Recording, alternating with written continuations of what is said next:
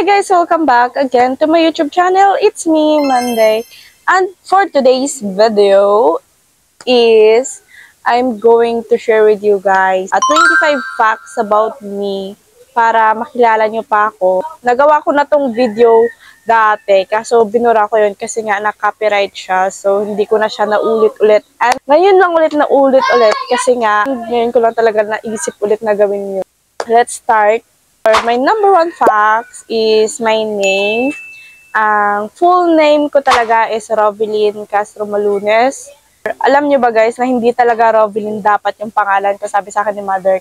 Herviame daw ang dapat na ipangalan sa akin kasi May kasi yung birthday ko, kaya Herviame. Nakapangalan ngayon na Herviame is nasa kapatid ko na bunso namin. Pasok bigla sa utak ko, nasaan kaya nanggaling ni nanay yung pangalan ko? Bakit kaya ganun Rovelyn? Tapos may best friend kasi ako, yung pangalan niya Jorilyn.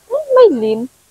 Kaya nung that time, nung pag-uwi ko dito sa bahay, nagtanong talaga ako kay mother te. Sabi ko, bakit ganun yung pangalan ko? Bakit may Lynn? Kasi daw dati, also yung may Lynn na pangalan. O diba, nakiuso din yung mother ko. And the second facts about me is my nickname. Kasi yung nickname ko is malayo sa pangalan ko, te. Yes, opo. Ang nickname ko talaga is Gaga. O diba? Gaga. Ay, nako. Hindi ko alam kung ba't yun yung inano sa akin na nickname ng nanay ko. Yes, opo. But someone call me minsan Rovi or Sir Kenan call me Monday. Yung screen name na yun na Monday kasi Monday. Monday kasi Malunes. And the third facts naman about me is yung aking birthday. Yung birthday ko guys is May 16. Yes, I'm Taurus. Oh, alam mo na yung birthday ko ha. Baka naman. So, yung fourth facts naman about me is yung age. Well, actually guys, yung mukha na to, what do you think yung age ko? Char lang. Well, anyway guys, magti-28 ako this year.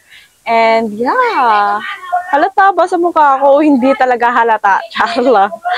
Ano ba yan? Pero alam nyo ba guys, at this age, wala pa akong anak. Yes, but I want to have one. Siyempre, gagraduate na ako ng kalendaryo. Wala pa sir. Alam nyo ba dati guys, nung high school ako, daming kichismis sa amin na kasi gala ako nung high school, you know. Pag high school talaga, gala talaga ako nung high school. And someone marites na narinig namin ng best friend ko na, naku, gala ng gala, baka mamaya maaga kami mabuntes. Yun. Ang ending, Diyos ko dahil, mag-graduate na lang kami ng kalendaryo. Wala pa kaming anak, te. Ang fifth na facts about me is yung birthplace ko. Kung saan ako pinanganak, te. Pinanganak is, dito lang talaga kami sa bahay, no? Dito sa Abiera, Barangay Abiera, dito sa Antique. Yes. 1990s kasi ako pinanganak. Yung, parang hindi pa talaga totally uso dati na sa hospital pinanganak kasi hindi pa ganun ka dito yung sa lugar namin. So sa bahay lang and hilot version ako te. Pinanganak ng mother ko. Number 6 na tayo yung school na attendan ko. Syempre dito sa Abiera Elementary School, nung high school ako, first year high school ako, nasa NABS ako guys. Nagka-graduate ako sa Sebastian High School and take lang ako ng Tech Voc na course. Dalawa siya, isang housekeeping or room attendant and isang emergency medical services. And next naman natin is number 7 na facts about me is hilig talaga ako guys, since maliit pa ako, hilig ako sumayaw. Yes. Hilig ako sumayaw. Bata pa lang ako dati, pag makatugtog lang talaga ng music, gumaganon-ganon na ako. Alam nyo ba guys, nung high school ako, Sir Lacson told me kung hindi talaga ako sasali hindi siya information number, parang ganun na rin. Pag hindi daw ako sasali sa niya, wala daw akong grade. Pilitan ako nang wala sa oras kasi ikaw ba naman hindi ka bibigyan ng grades? So ayun, kasi sabi ko nun kasi kay sir, hindi sana ako talaga balak or hindi ko talaga balak na sasali sa offer niyo sa akin. Kasi nga, nakasali na ako sa talent portion ng best friend ko noon. Then, may information number pa kami ng mga tropa ko. And then, ayun, nag-request pa siya, te. Sabi ko, paano na lang? Ayun. No choice ako, te. Nakasali talaga ako, te. Opo. Pero ang ending na, ang hirap magbihis-bihis, te. Opo. Nung time kasi na yon, ano yon, fourth year high school, campus co-ed yun. And next naman natin guys, mahilig ako mag-drawing.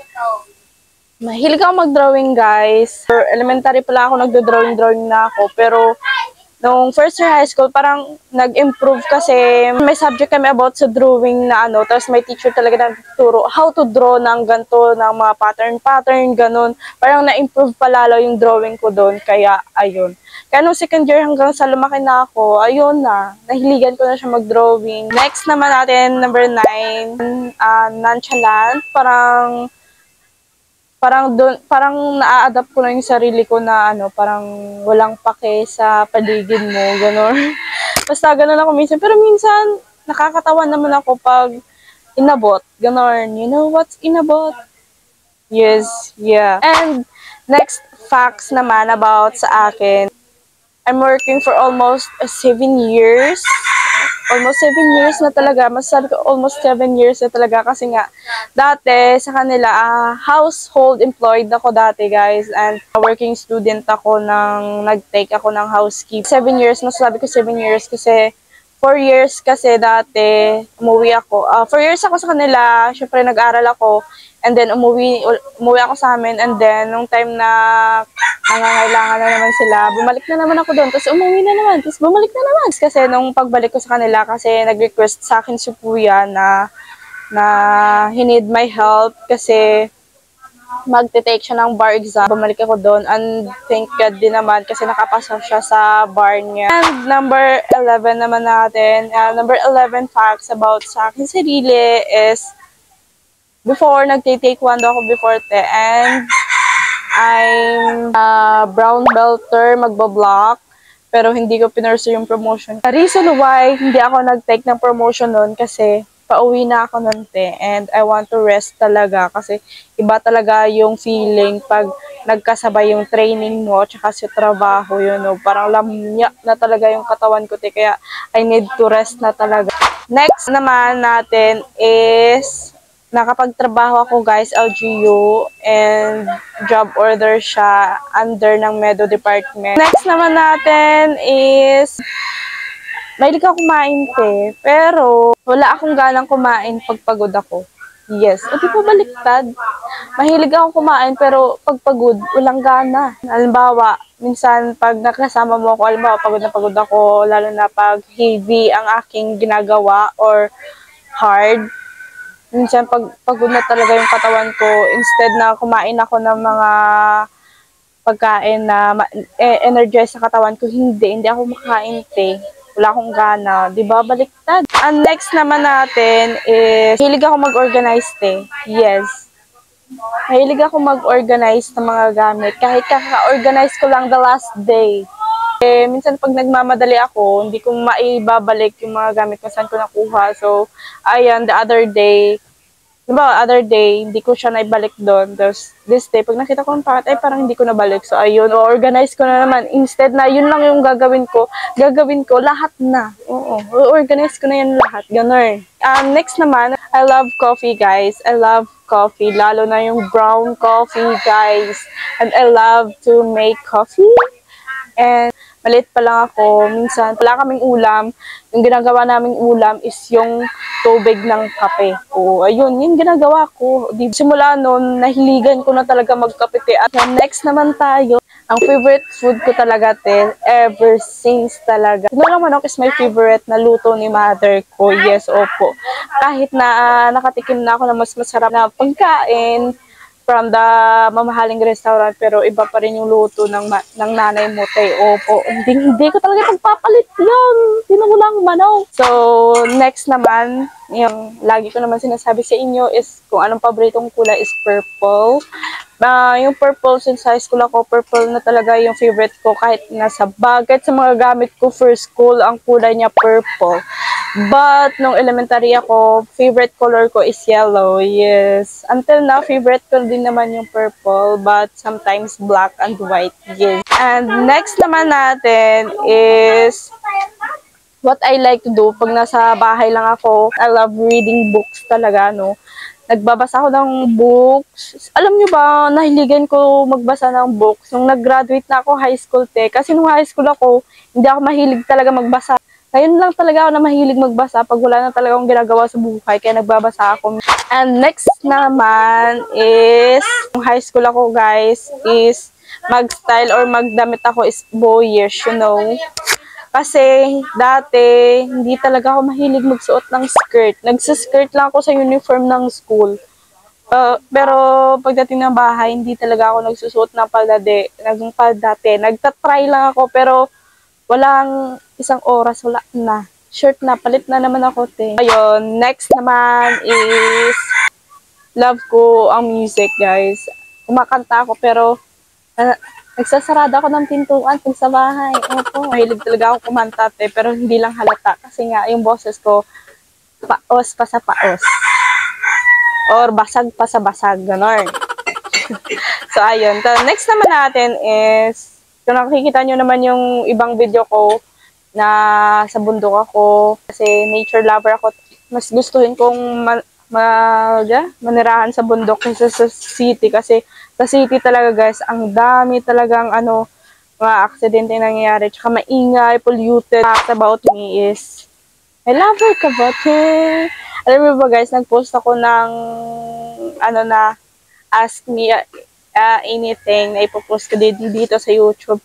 May isa doon na nagsabi na nag-DM sa akin guys na kung may jowa-jowa na ba daw ako. And dito ko na lang din sasagutin kung may lover ba ako. Yes, meron. Pero matatawag ko sa kanya is Christmas light.